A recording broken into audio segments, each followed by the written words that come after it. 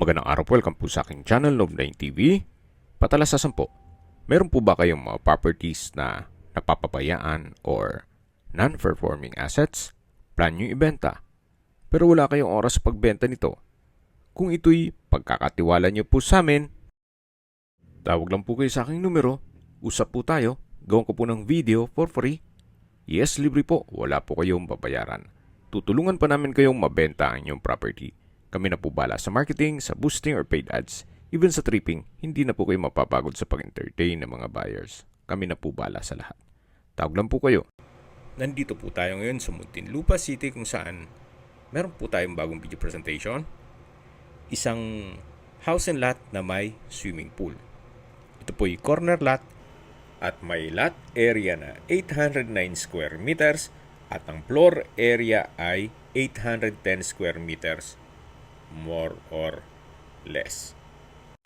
Tungkol naman sa dokumento nito, ito po'y titulado, buhay po ang may-ari, kaya wala po kayong maging problema sa documentation o sa transfer ng title. Napakaganda po ng lokasyon, malapit po sa lahat ng business establishments. Pati po SM Muntinlupa. Ito pong bahay ay well-maintained, kaya wala na po kayong ipapagawa dito. Ready for occupancy. Once na ma-acquire nyo itong property, anytime, pwede nyo na pong lipatan kaagad. At ang kagandahan pa po dito, ito po'y fully furnished. Yan po yung corner side na may fish pond. Then yung ceiling po, maayos na maayos pa.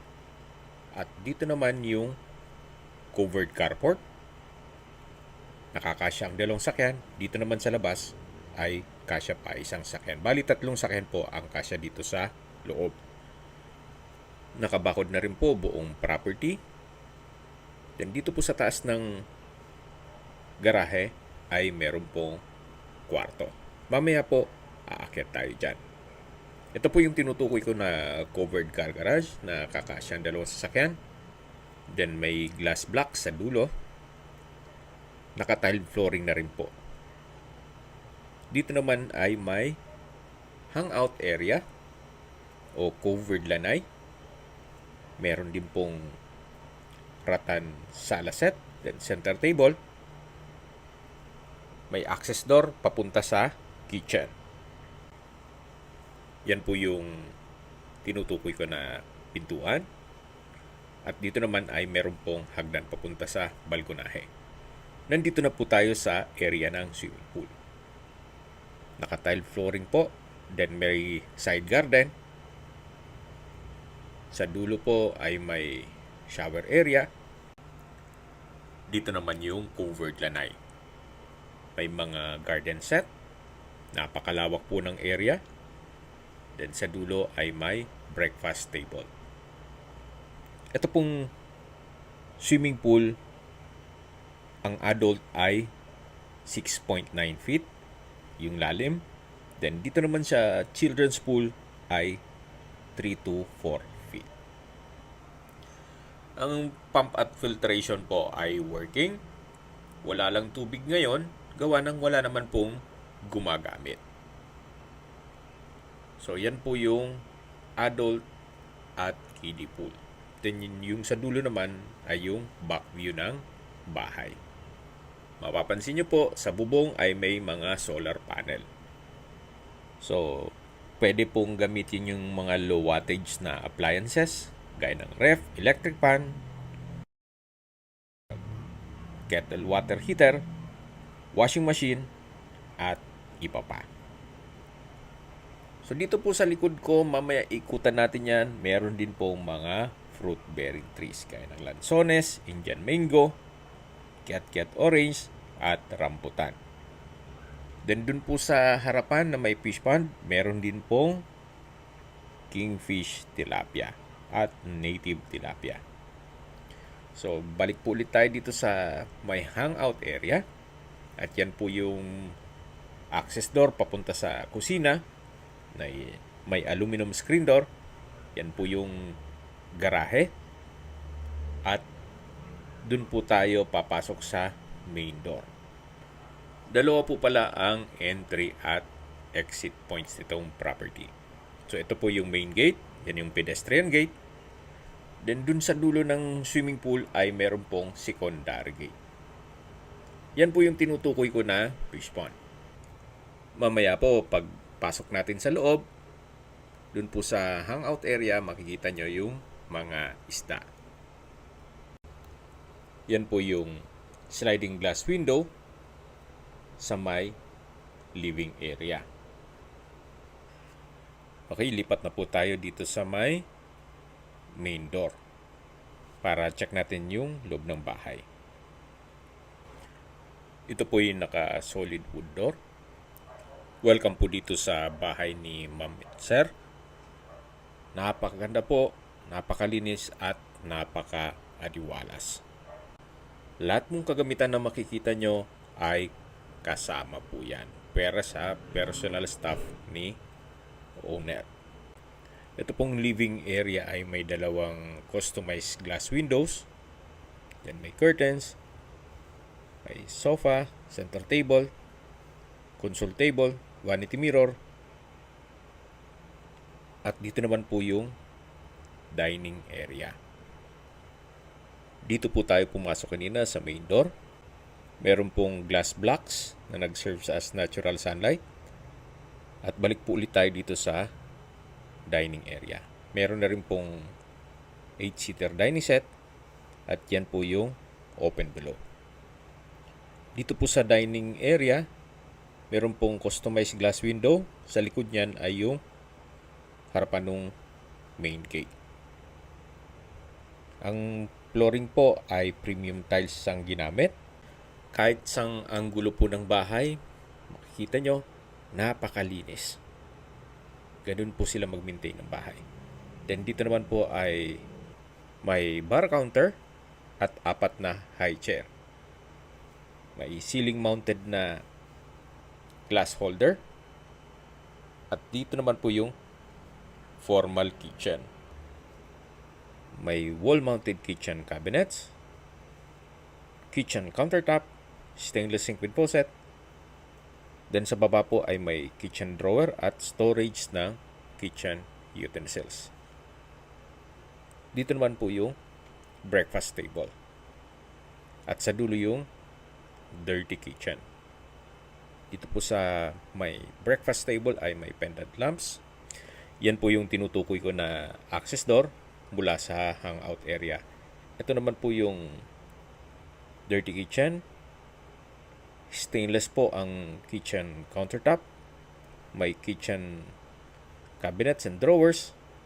So, pamatagalan na po yan. Talagang ginastusan po nila. Meron pong range hood, gas range, customized kitchen windows. At yan po yung tinutukoy ko kanina na access door. At balik po ulit tayo dito sa may formal kitchen. Meron din pong gas range and range hood. Dito po sa bar counter ay meron pong ceiling fan. Then may chandelier sa may dining area. Bago po tayo pumanik dun sa hagdan, check po muna natin dito sa may powder room. Ito po yung naka-solid wood door. Check po natin. Meron pong hand wash basin, stainless faucet, water closet with bidet, at ito'y naka-tile bathroom wall. Then meron din pong bathroom window at high ceiling. Then may decorative flower base na rin po siya. At tissue holder. So yan po yung powder room. Then meron pong glass blocks. At babalik po ulit tayo dito sa may dining area. Mula po dito, matatanaw natin yung living area. Malaking bagay po itong mga glass blocks. Mas nakakapaaliwalas at meron pong natural sunlight. Dito naman po ay may malaking wall mirror. Mas nakakapalaki po ng area.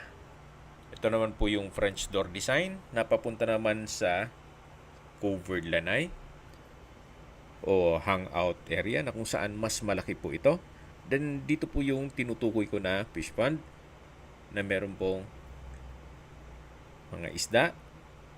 Then natural stone po ang disenyo. Sarap pong kape kayo every morning dito. Papakain ng mga isda. So yan po yung corner side. Then pag diniretso mo yan, dun po tayo yung sa may pedestrian gate. Yan po yung glass window. Ito po yung access door papunta sa living area.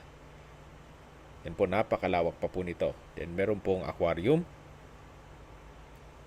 Ito pong rattan set na may center table. Kasama po yan. May ceiling fan. Then naka-tile flooring na rin po. Balik na po ulit tayo dito sa loob. So pagpasok po natin, yan po yung living area. High ceiling, may chandelier. Then sa dulo yung main door. At meron pong 3 steps na stairs. At ito po yung naka-wood parquet. Dito po ay may coffee table. At yan po yung hagdan papunta sa mga kwarto. Ito naman po ay may glass wall. Sa likod po niyan ay yung family area. Pwede rin gawing music room o entertainment room. So depende po yan sa magiging use nyo o purpose dito sa kwartong to. Pwede ring opisina. Naka-wood parquet din po ang flooring. May ceiling fan. Then, glass walls. May built-in cabinet. Then, wall-mounted shelves. At meron din pong glass door. Labas po ulit tayo. So, mula po dito sa entertainment room o family room, matatanaw natin yung living area, yung dining area, at yung hagdan. Pero bago tayo umakyat dyan, check muna natin yung first bedroom na kung saan ito po yung naka-solid wood door. Kung meron man po kayong PWD or senior citizen sa pamilya, itong kwarto na to ang para sa kanila. Sa taas po nitong wall ay meron pong glass window na nag-serves as natural sunlight. Then meron pong solid wood bed frame with mattress. May wall-mounted TV at decorative walls. Then wood parquet din po ang flooring. May sariling toilet and bath din po ito. Then may wardrobe. Ito po yung toilet and bath, naka-solid wood door. May bathroom countertop, vanity mirror, hand wash basin with stainless faucet, bathroom cabinet, water closet with bidet. Then meron pong shower curtain, hot shower set, tile bathroom wall, bathroom window. At ito po'y high ceiling. So ito po yung toilet and bath dito sa first bedroom. Yan po yung wardrobe. Then may drawer and dresser. At malaki naman po ang espasyo nito. Labas na po tayo dito sa first bedroom. Akyat na po tayo dito sa hagdan. At ito po yung naka wood parquet na staircase, naka wooden handrail at railing. Kung sakali man po na mas gusto ng ating kapamilya na senior or PWD, dito sa second floor, meron na pong small home elevator na nagkakahalaga yan ng mga 300 to 500,000 pesos. So, depende po sa magiging design. Then, pag akyat po natin dito sa second floor, meron pong mga bookshelves, glass blocks, then ito po yung open below. Meron din po palang split type aircon dito sa living area. So, dyan po tayo umakyat. Doon po yung family area at ito po yung stairs. Yan po yung bookshelves o wall-mounted bookshelves. Then, ito po yung pangalawang kwarto na naka-solid wood door. Malaki din po ang espasyo. May ceiling fan. May glass window. Then itong glass blocks, napaka-importante po nitong glass blocks. Nag-serves as natural sunlight. Then mapapansin nyo po, napakadinis kahit sang angulo nitong bahay. Napakaganda. Then meron din pong wardrobe at sa taas po meron din glass blocks. Ito naman po yung pangalawang pintuan dito sa first bedroom. Na access door ito papunta dito sa may balkonahe. Then dito naman po yung another hagdan papunta sa hallway at ibang kwarto. So ito po yung pangalawang kwarto. Tunghayin nyo po. May bed frame and mattress, ceiling fan, electric fan, then meron pong split type aircon. So napakalinis po. Lalabas na po tayo dito. Then another stairs din po na naka wood parquet na staircase. So ito po yung hallway na kung saan pinakita ko sa inyo kanina mula dun sa pangalawang pintuan. At dito naman po yung papunta sa kabilang kwarto. At dyan po yung open below. So check natin itong pangatlong kwarto. Naka-solid wood door. Napakalaki ng espasyo. May mga glass windows. 4 po yan. Then, premium tiles din po ang ginamit dito sa flooring. May bed frame and mattress. May side table, drawer and dresser. At may sariling toilet and bath. Check po natin. So, napakalaki po ng espasyo. May enclosed glass walls and doors. Yan po yung walk-in closet. At pasok po tayo dito. Meron pong jacuzzi, kitchen window, from floor to ceiling po ang tile bathroom wall. May water closet with bidet, wall-mounted shelves, tissue holder, at dito naman po yung shower enclosure. Ito po yung hand wash basin with vanity mirror. Dito naman po yung shower enclosure cubicle cabin, cubicle with body jets o hydro massage with 6 adjustable body jets, then multifunction shower heads at safety glass doors. Okay, labas na po tayo. Ito po yung toilet and bath dito sa master's bedroom. Meron din pong 2-seater coffee table, may window type aircon at wall mounted TV. Ito po yung access door na papunta dito sa balkonahe o terrace. Meron pong aluminum screen door. At paglabas po natin dito, matatanaw nyo ang inyong mga magiging kapitbahay. So, yan po'y parte lang. Dito po ang pinakamalaking part ng balkonahe o terrace ng master's bedroom. So, dito naman po yung kabilang side ng street. Bali, 1, 2, 3, tatlong streets po ang covered nitong property. Ulitin ko po. Ang lot area po nito ay 809 square meters. Ganun po siya kalaki. Okay, balik po ulit tayo dito sa master's bedroom. May bedside table, lampshade. Then dito yung coffee table. At sa dulo yung drawer and dresser. Yan po yung toilet and bath kung saan dyan na po tayo galing kanina. Ito po ulit yung hallway. Then, yan po yung hagdan. Pag diniretso natin yan, yun sa balkonahe. At ito po yung last bedroom na naka-solid wood door din po siya.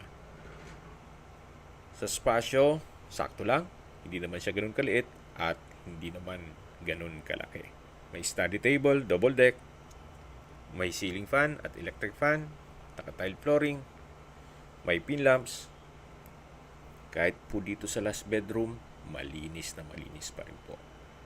Paglabas niyo po dito sa kwarto, yun po yung master's bedroom kung saan na-check na natin yan. At dito naman po, yung access papunta sa balkonahe. Then ito po yung isang kwarto na kung saan na-check na rin natin yan. Dito naman po ay yung common toilet and bath. Naka-solid wood door din po ito at napakalaki din po ng espasyo. Naka-tile bathroom wall, may bathroom window, hand wash basin, vanity mirror, water closet with bidet, then meron din pong shower enclosure. May overhead shower at body shower. So ito po yung common toilet and bath. At lalabas na po tayo para check natin yung ibang parte nitong bahay. So labas po tayo dito sa may balkonahe. Sa baba po nito ay yung maliit na hangout area katabi ng garahe. At dito naman po ay may balkonahe. Sa baba naman nito ay yung covered lanai na malapit sa swimming pool. Ito pong swimming pool ay may running water, may falls, may shower, may fountain, at romantic lights. Then dito po ay may banyo. Ito po yung ginawang service area. So maximize nila yung space. At dito naman po yung hagdan na papunta naman sa roof deck o view deck. Napakalaki din po ng espasyo dito. At dito na rin po nakapwesto yung mga solar panels. So makakatipid na po kayo sa kuryente. Hanggang dito po yung roof deck o view deck.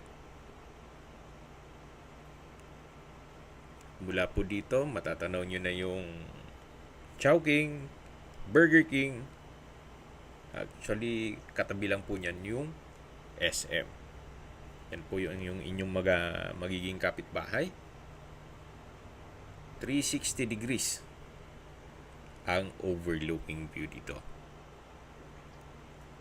Then meron pong mga lamp post. At dito po yung lower part ng view deck. So habang naglilibot po tayo at pinagmamasdan nyo po itong buong kapaligiran, itong property, pag-usapan na natin ang distance, location at travel time. Mula po sa SM Center Muntinlupa, ang distance is 1 kilometer. Actually, pwedeng lakarin. O ang travel time is 5 minutes. Then, halos katabi lang po nito ang LTO Muntinlupa, pabrika ng Pepsi Cola, Mercury Drug, Chowking, Burger King, McDonald's, at iba pang business establishments. At mula naman po sa Muntinlupa Hospital, ang distance is 5.1 kilometers at ang travel time is 15 minutes. Yan po yung lagi kong binabanggit sa inyo na dapat nyo i-consider sa paghanap ng property, yung meron pong malapit na hospital. Hindi ko naman po sinasabing sakitin kayo. Yan naman po for emergency purpose lang naman. At mula naman po sa Makati, BGC, ang distance is 26.8 kilometers at ang travel time is 42 minutes. At kung manggagaling naman po sa airport, ang distance is 22.8 kilometers at ang travel time is 36 minutes via Skyway. Yan po yung driveway. at matatanaw din natin yung main door. Ito po yung pasad. Habang binabanggit ko yung distance, location at travel time, umikot na po tayo dito sa guest room. Mula po dito sa guest room, meron pong banyo. Then ito po yung balkonahe. Yan yung mga kwarto. At dito naman po yung another balkonahe. Bababa po tayo dito sa hagdan. Then matatanaw natin yung hangout area. May pocket garden po dito. At may ilang ornamental plants. Then balik po ulit tayo dito sa swimming pool. Sa mga nag-skip po ng video, summarize ko lang po, ito pong property ay nasa Muntinlupa. May lot area po ito na 809 square meters at may floor area na 810 square meters. Ito pong property ay fully furnished at ready for occupancy. Tungkol naman sa dokumento nito, ito po'y titulado at buhay po ang may-ari. Dito po sa side ng swimming pool ay meron pong pocket garden. Then may countertop. Ito po yung adult pool o covered adult pool. Then yan po yung side view ng bahay na kung saan inikutan natin yan kanina hanggang sa view deck. Ito po yung owner's built, kaya makita nyo naman maayos pa ang structure. Then well maintained po ito. Yan po yung covered lanai na na-check na natin yan kanina. Then may mga side garden. Ito po yung shower area. Hanggang dito po yung side garden. So ulitin ko po, hindi ginagamit itong swimming pool kaya walang tubig. May waterfalls po yan. Then may running water, may shower, may fountain, at may romantic lights. Ito po yung swing. Then meron pong mga fruit-bearing trees. So meron po kayong bakanting lote dito na pwedeng gawing playground ng inyong mga apo o taniman ng inyong mga paboritong halaman.